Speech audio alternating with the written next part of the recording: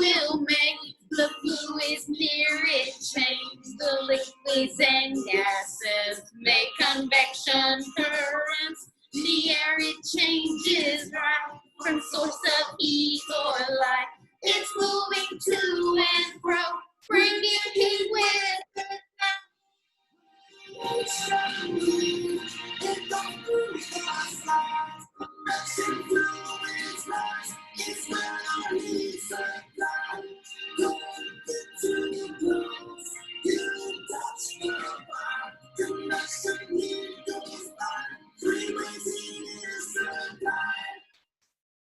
All right, guys, so we are almost at the end of our heat transfer unit, and that means that it is almost time for you to present your animal shelter that you have designed. So I'm really excited about today because now you get to put all of your awesome ideas onto paper. Today, you all get to pretend to be architects, but before we do that, there is a couple things that we've got to talk about together, and some of those are your knows and need to knows from when we started the project. So I'm trying to make it so I can see the TV a little closer, a little better. Oh, that's the other class. Okay. So here are our knows and need to know. So before we ever began learning about or continuing to learn through heat transfer and learning really what insulators and conductors are, you guys had some need to knows and some knows that you had before we started designing the animal shelters. So one of the things that you guys knew were that black objects are good absorbers and white objects are good reflectors, and you can use white in order to keep you could use white to keep out the heat, or you could use black to attract radiation so that you can attract more heat to your shelter. So you could use those colors. You could paint your shelter white if you want to help it stay cool to reflect the sun, or if you're trying to create a shelter that stays warm in the winter, you could paint it black or a darker color like navy or a dark brown so that it will attract heat during the day and be able to attract more radiation. So that was also a need to know that someone had. Let's see. Yes. What are good absorbers and what are good reflectors? Oh man, I can't move it, but that would go over there to our nose. Oh no. Okay. Also, there were a bunch of need to knows about how you could keep it warm or cold. Somebody tell me, how can we keep our shelter warm or cold? What can we do? Or what can we use? What science have we learned about that helps us to keep something warm if we want to keep it warm, or help it to transfer heat out if we want it to stay cooler? What have we learned? Is there anyone who can tell me what can you use in your shelter to help keep your animal warm in the winter or cool in the summer? What have we learned about? Nellie, go ahead.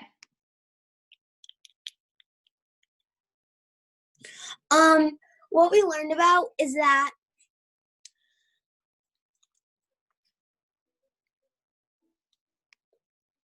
wait, can you say it again? Yeah, what helps your shelter stay warm in the winter or cool in the summer? What helps our shelter stay warm in the winter is probably like maybe a heating pad. Okay, and once the heating pad transfers its heat to the shelter, how do you keep the heat in there? What science can we use to keep the heat there once it's there?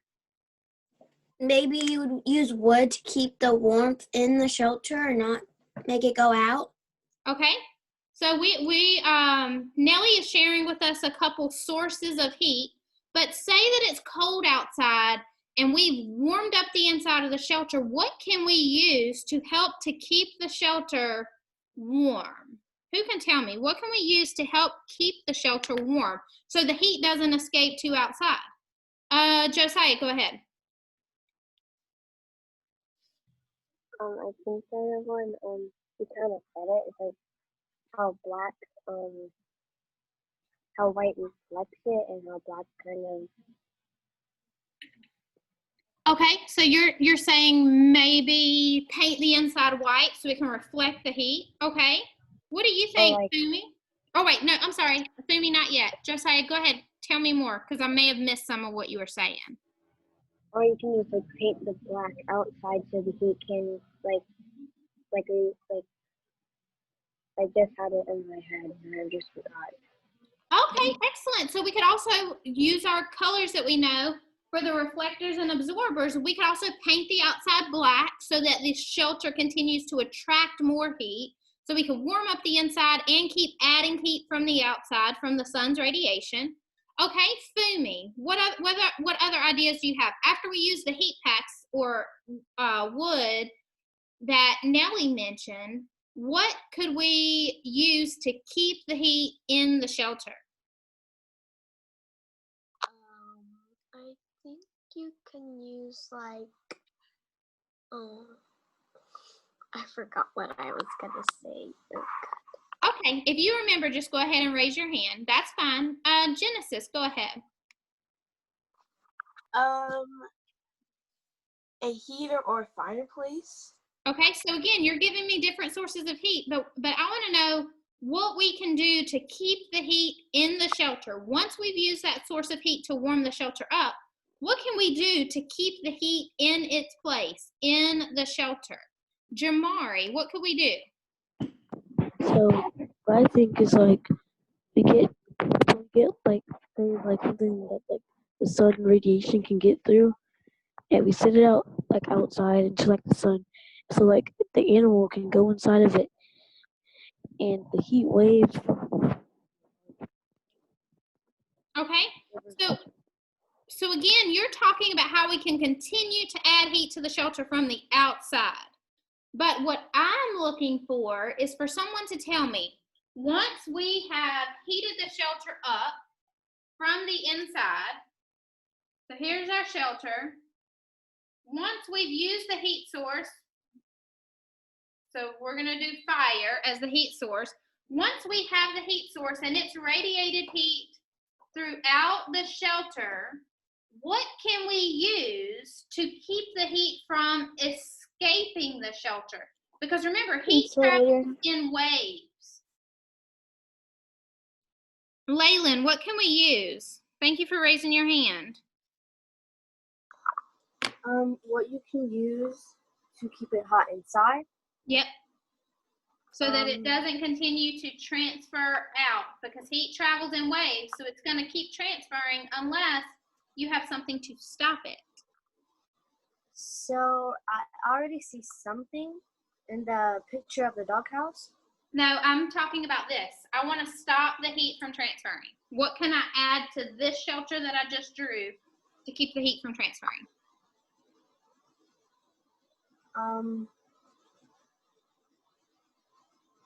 That is a very tricky question. Okay, hold on. I'm going to come back to you. I'm not going to put your hand down. I'm going to come back to you to see what you want to say about this doghouse. But I want to keep our focus on this, because right now we have heat inside the shelter. That's great. That's what we want. But right now the heat can continue to transfer out of the shelter until we add something. What can we add to keep the shelter warm? Because right now it is not going to stay warm. What can we add? Maeve? What we could add to the shelter to keep it warm is like something that will insulate it, like styrofoam or wool or something that doesn't let heat pass through it easily.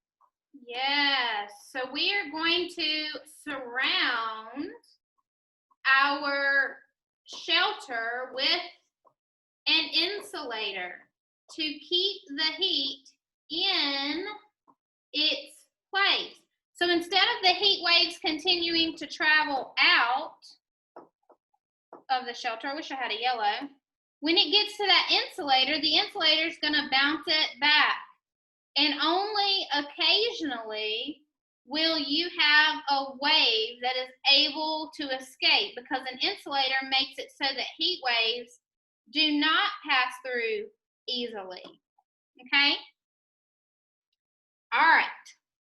So, now, Laylan, tell me what you were going to say about this doghouse. So, I forgot what the word is, but the window that's in the doghouse, I think the heat can go inside from the window. Okay. Yeah, definitely. Windows will allow the sun's radiation to get inside of the shelter. You're exactly right. Excellent. All right. So we have covered all of these need to knows, all of them. How can we keep it cool or hot? Through convection, conduction, or radiation, and then surround it with an insulator. We know that they need food and a bed.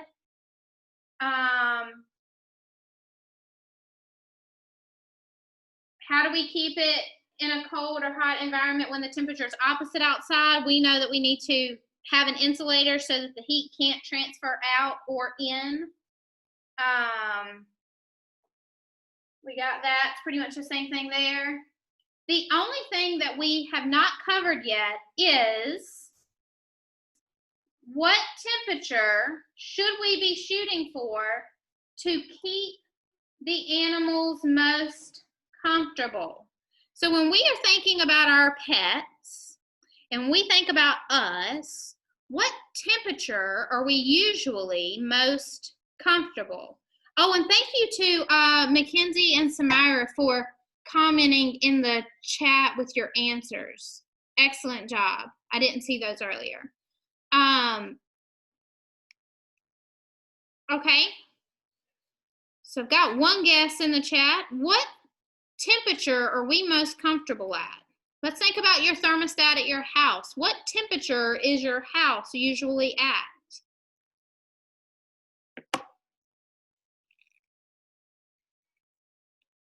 Okay. So I'm seeing some 90s. I'm seeing some 70s. I'm walking across the room, guys. I'll be back. Okay, I'm coming back. All right, so when we think of what the temperature usually is inside of a house, it's a little chilly in here. That's why I got my sweater on. It's 70, or it looks like 69 to me, but in this camera, it looks like it's at 70. So right now it's 70 degrees in the classroom. Some of you guys, your thermostat may be set at about 72, 73, 75. Okay. So right around somewhere between 60 and about 75 or 80 degrees is probably what would be most comfortable for a pet. So 60 to about 80 degrees. Like that would be the comfort level, the sweet spot, 80 degrees Fahrenheit for a pet. Probably optimally closer to 60 or 70. Because if you guys think about it, at night, when we cover up with our blankets and we're cozied up in bed, sometimes some of us like to set our thermostat down to 68 so that it's cooler while we're sleeping, so we don't get hot while we're sleeping. So think about these cats and dogs that always have fur on them. So they're going to get hot more easily than you or I do. So optimal temperature probably for a cat or dog will probably be somewhere between 60 and 70 degrees, but they would still be comfortable in the upper range at about 80 degrees, okay? So that's kind of where we want to keep our temperature at in our shelter. Now, let's go ahead and go, I'm gonna close out of that. I'm gonna go to our next slide. Whoops, just kidding. Nope, that's not it either. All right, so this says that today you'll be fulfilling the role of an architect as you create your blueprint. the question I have for you is, what is an architect? Think about that as we watch this video. Very short, it's only 3 minutes. Hi, my name is Doug Patton, and this is So You Want to Be an Architect, a 7-part series exploring the profession of architect. This is lesson 1. What does an architect do? All right, so I'm going to pause this real quick, and then I promise I won't interrupt the video again. But what I want you to see here in this sketch is that we have a front view of the house, and then up here in the top right-hand corner, there's a small side view of the house. So you all are expected to have 2 perspectives today for your shelter on your blueprint. So, maybe you can use this as an example, the front and the side. I'm going to share my blueprint here in just a little bit, but for now, I wanted to make sure I stopped and pointed that out. Let's make this big so you guys can see it. Is that better? Yeah? Okay. An architect can perform many roles, including design, specification writer, construction observation, ombudsman, and even in some cases, construction. But for the purposes of this discussion, I'd like to focus on design. According to one definition from my Apple Computer Dictionary, the architect is a person who is responsible for inventing or realizing a particular idea or project. Another definition states that an architect is a person who designs buildings and in many cases supervises their construction. Finally, Wikipedia's definition works really well. An architect is a person who translates a user's requirements into a built environment. To summarize then, an architect, 1, invents, 2, designs buildings, and 3, translates the user's requirements into a built environment. In a way, all 3 definitions fall under the category of design. For the purposes of this discussion, let's talk about all 3 separately. First, we know an architect invents. An inventor creates something out of necessity that does not exist already. In a way, every building, every house, every skyscraper, everything architects create, if it's original, is an invention. A building becomes something of an invention by virtue of the specific requirements of the client. Its utility lies in its unique function for the person or people it's designed for. Second, we know an architect designs. To design is to plan with a specific purpose in mind. To me, designing implies a kind of thoughtful planning relative to a set of parameters. All kinds of things are designed after they're invented. Vacuums, sneakers, printers, headphones, telephones, chairs, tables, silverware, and of course, buildings. The architect designs a building after it's conceived or invented. Thirdly, the architect is a translator in that they translate a user's requirements into a built environment. When you first meet with an architect, one of the first discussions is about the program. The program is essentially a description of everything that will be going into the building. If it's a home, the program includes a number of powder rooms, bathrooms, bedrooms, how many car garage, etc. If it's an industrial building, the program includes machinery, offices, technology, etc. If it's a skyscraper, it includes use, number of occupants, utility spaces, executive suites, number of floors, etc. In simple terms, the architect takes the program and turns it into a building. So, we see that while all 3 of these items, invention, design, and translation, fall under the category of big D, design, each is vital to the role of an architect. So, if someone asks you, what does an architect do? You know to start with, they're inventors, they're designers, and they're translators. And that concludes the first part of our video series, So You Want to Be an Architect. All right, guys. So, an architect invents, designs, and translates. So, what does that mean for us? you guys have already invented, I'm sure you already have an idea in your brain about what you want your animal shelter to be.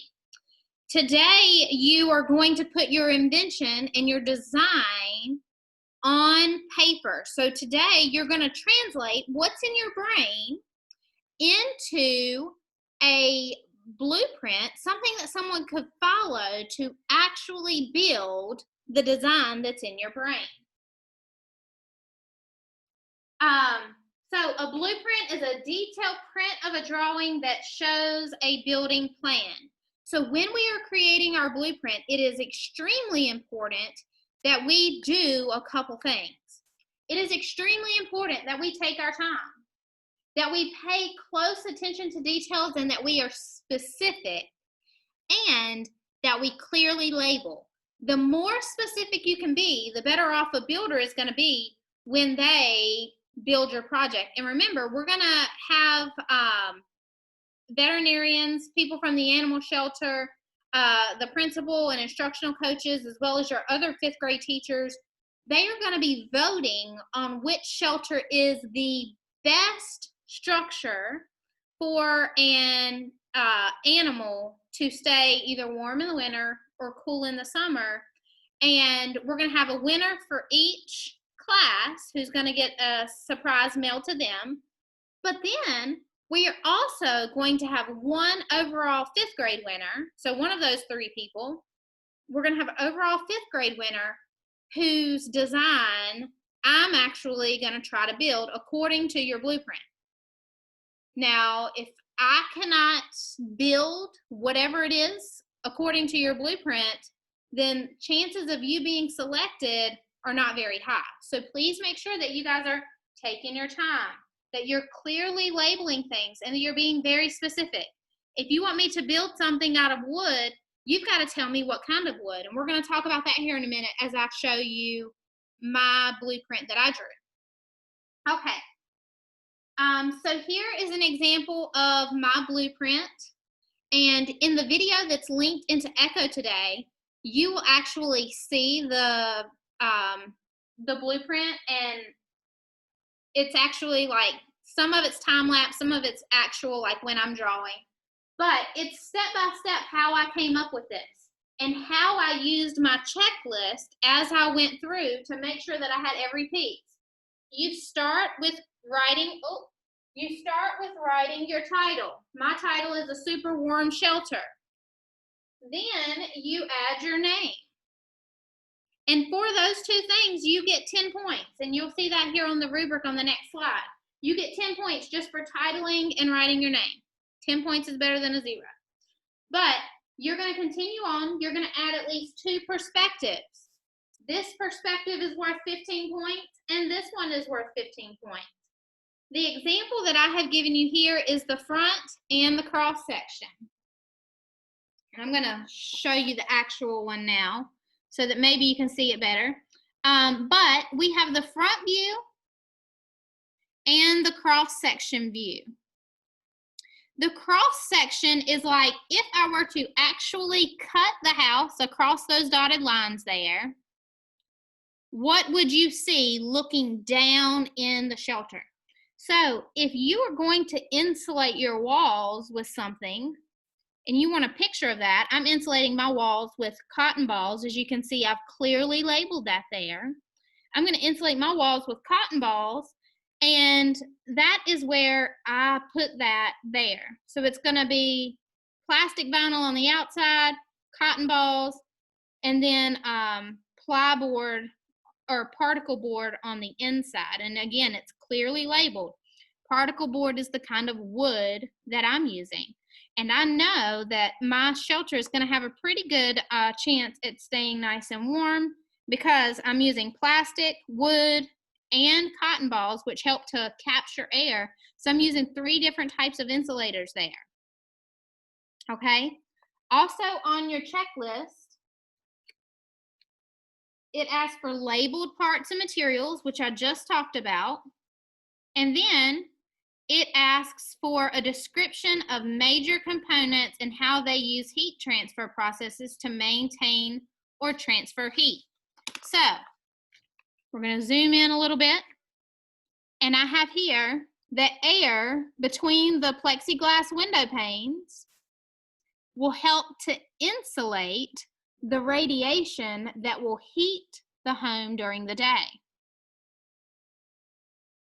Okay, I also have that my thick sheets of flexible plastic is going to allow the animal to get out and into the house easily, because remember, for those of you that have pets, your pets don't go to the restroom, so you don't need a restroom in your shelter unless you have a cat and you add a litter box in there. But you definitely want to make sure that the animal has access to outside to go to the bathroom if they need to. All right, and then at the bottom, very specifically, I've got the size of my doggy bed, what I'm going to make my doggy bed out of, an old blanket and old pillows. I also could have put there that that's an insulator so that the dog's body heat doesn't transfer to the ground. So I could have been more specific there and got some extra points. But then here I have that the dog's body heat will also transfer heat throughout the shelter using convection. So, and I could have been more specific because the dog's body heat will radiate off the dog and then will be circulated through the air using convection. But I also added over here in the corner a little fan that will help to speed up the convection current. So it'll help to move and evenly disperse that heat around the house. Okay, an afterthought I had was that maybe even on top of the doggy bed, I could add those hot and cold packs or pads to help to heat up the home. So I added that after the fact. I also put that the walls are insulated to help keep the dog's body heat in the shelter instead of escaping. So that's very important. Now, so I have 3 different processes of heat transfer, actually 2. I've got how the heat will be transferred through radiation, how it will be insulated using the air between the window panes.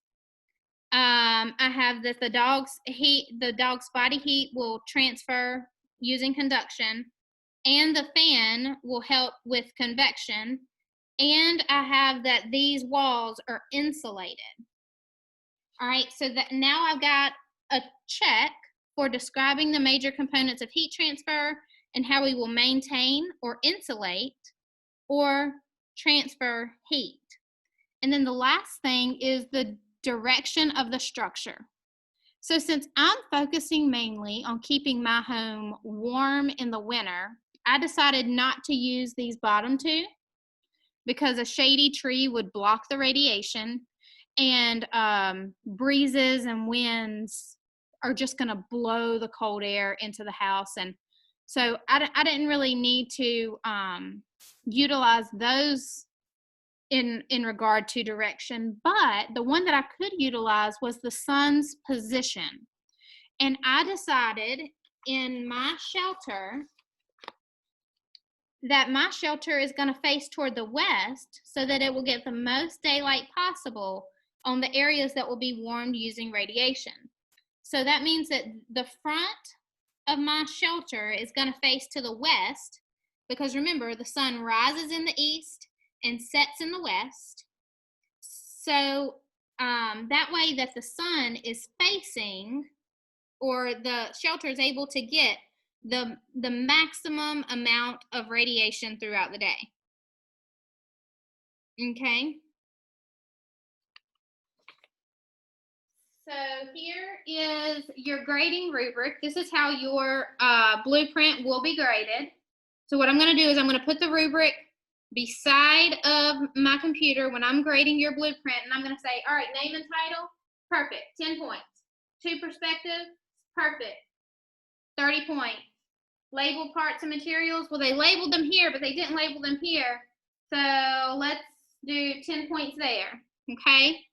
So I'm going to go through and analyze your blueprint according to this rubric, and hopefully you'll earn the full 100 points. And then I'm going to add some comments down here at the bottom and share those with you. All of this can be found in Echo, and the detailed blueprint instruction video, the step-by-steps that I did